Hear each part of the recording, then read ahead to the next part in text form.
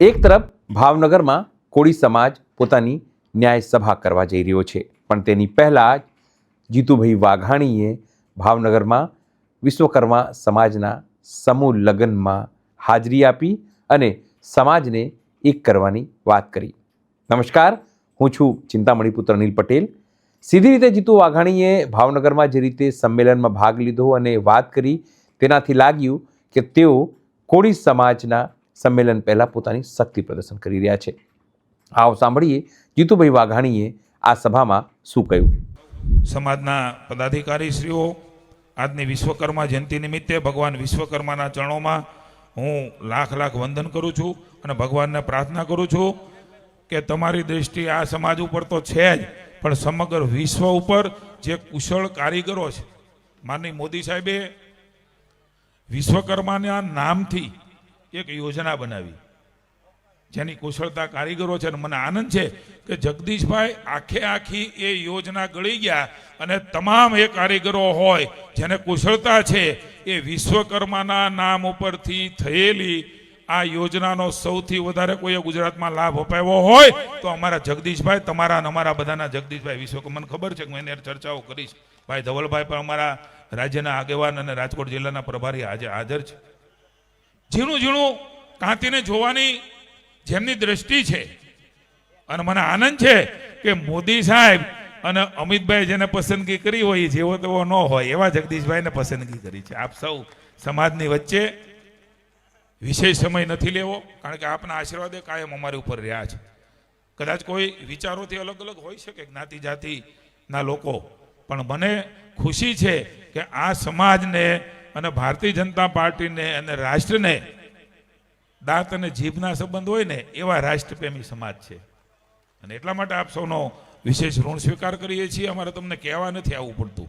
રાષ્ટ્રને જ્યારે જરૂર હોય ત્યારે ઘમાઘમ રીતે તમે નીકળી જાઓ છો. અમારે ક્યાંય તમને સમજાવવા નથી આવવું પડતું.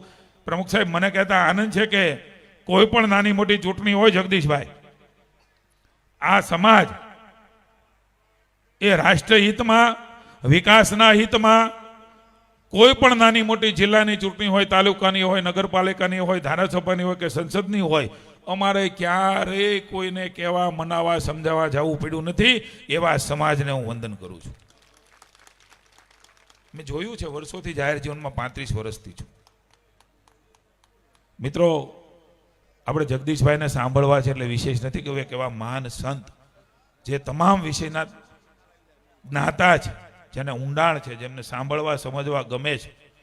અને રામ મંદિરનું જ્યારે આપણી આંદોલન હાલતું હતું એવા વખતે આખું ગધેડિયું ભર્યું હોય ને આત્માનંદજીને સાંભળવા માટે, ઋતુનાજીને સાંભળવા માટે એ બધા દોડી આવતા. એવા આત્માનંદજીની હાજરી અહીંયા આપણી વચ્ચે છે.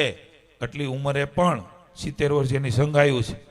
મને આનંદ છે કે જગદીશભાઈ આજે અમારું નેતૃત્વ કરી રહ્યા છે. અમને આનંદ છે એવા સમજવાળા, એવા કુશળ સંગઠક જેમણે સમગ્ર રાજ્યમાં પ્રવાસો કરીને કાર્યકર્તાનો ઉત્સાહ પ્રેરીને સમાજને ભારતીય જનતા પાર્ટી સાથે, રાષ્ટ્ર સાથે, નરેન્દ્રભાઈ અને ભૂપેન્દ્રભાઈના નેતૃત્વની અંદર એને એક અનેકવિધ કામો માટે જોડવાની જેમને શક્તિ છે, એવો શક્તિશાળી નેતા એ ભારતીય જનતા પાર્ટીને આ સમાજે આપ્યો છે. એનો અમને આનંદ છે કે આ સમાજમાંથી એ આવી રહ્યા છે.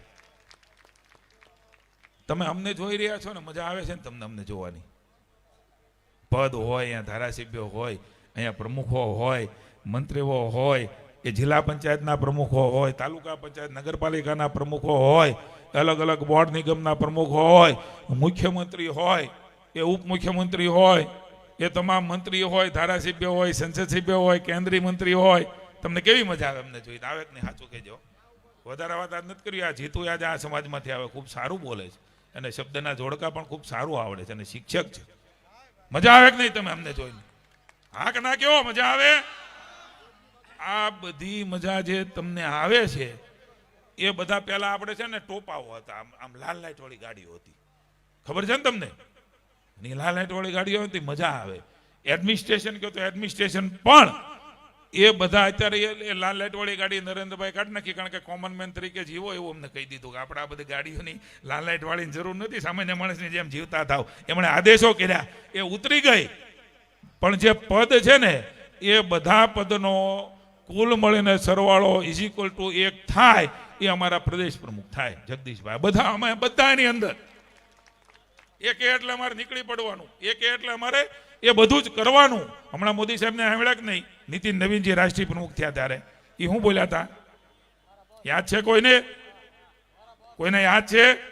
વિશ્વના નેતા નરેન્દ્રભાઈ, જેમણે સમગ્ર વિશ્વને અને ભારતને ઘેલું લગાડ્યું છે, એવા મોદી સાહેબ એ પ્રકારે દેશને ચલાવી રહ્યા છે. એક નેક અને વિશ્વગુરુના સ્થાને દેશ બને એના માટે થઈને મહેનત કરી રહ્યા છે. એણે પણ સંગઠનના પ્રમુખને કીધું કે નીતિનજી તમે મારા બોસ છો. આજે હું કહું છું અહીંયા તમે મને મંત્રી તરીકે ભલે જોતા હો, મજા આવતી હોય, પણ જગદીશભાઈ તમે અમારા બોસ છો બધાના. બોસ ઇઝ ધ જગદીશભાઈ. વિશેષ નહીં કરતા નવદંપતીઓને શુભકામના આપું છું. અહીંયા જે દાતાઓ છે એમને અભિનંદન આપું છું. અને 38 વર્ષની આ યાત્રા માટે જેમણે મહેનત કરી છે એમને અભિનંદન આપું છું. આ સમાજને, અન્ય સમાજને જ્યારે અમારી જરૂર પડે ત્યારે હનુમાન કૂદકો મારીને તમારી પાસે ઉભા રહી શકીએ એવી શક્તિ ભગવાન આપે. જ્યાં પણ આપણે સૌ તો કાયમ મળતા હોઈએ છીએ, વાતો કરતા હોઈએ છીએ, ભાષણ કરતા હોઈએ છીએ.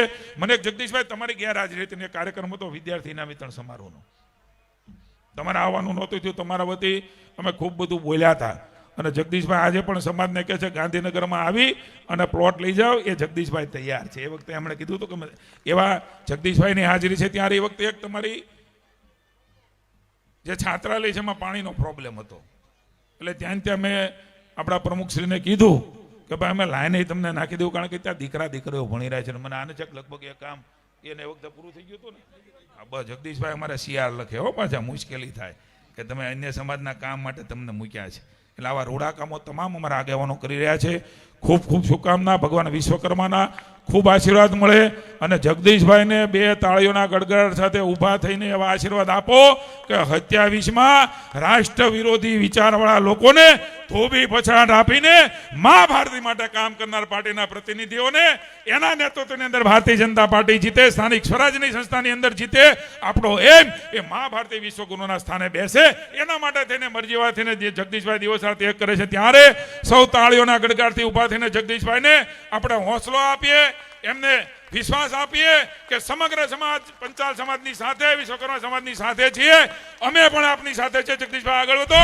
જીતુભાઈ વાઘાણીની વાતથી આપ કેટલા સંમત છો? જરૂરથી કોમેન્ટ બોક્સમાં કોમેન્ટ કરજો. એ સિવાય અમારી યુટ્યુબ ચેનલને લાઈક કરો, સબસ્ક્રાઇબ કરો, બેલ આઇકન દબાવો. સાથે અમારી વેબસાઇટ છે www.gujaratplus.in. ત્યાં પણ જઈને તમે વધુ અપડેટ થઈ શકો છો.